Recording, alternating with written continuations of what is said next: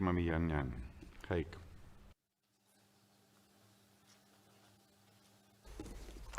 Honorable Chair, distinguished colleagues, over 50 states and 10 international organizations welcomed the finalization of the negotiations of so-called peace agreement between Armenia and Azerbaijan. I have labeled it so-called because of the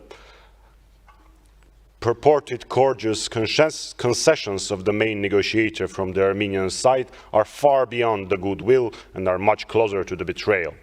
But we, the Armenian people, will deal with it ourselves. I would like to speak about the international community. It is going to be very hard to protect our citizens with those statements from bullets and bombshells fired and dropped by Azerbaijan. Those welcoming words, unfortunately, won't add defensive capacity of our soldiers to repel the aggression of Azerbaijan. Those statements won't return home innocent Armenian hostages kept in Baku and won't stop humiliating show-like trials on them. Why am I so skeptic? Because each day Azerbaijani armed forces are shooting at the borders of Armenia. Because each day we receive a new dose of aggressive rhetoric from Azerbaijan. Because my compatriots are suffering in Baku jail as we speak. And that's not the whole story. They are demanding from us to change our constitution, to dissolve internationally recognized negotiation format of OSCE Minsk Group, and God knows what else. There are new ridiculous demands each day. On top of that, a few days ago, Mr. Aliyev announced that they are not going to recognize rulings of ECHR. Earlier this year, Azerbaijani authorities informed the international community of the Red Cross about their decision to close its office in their country.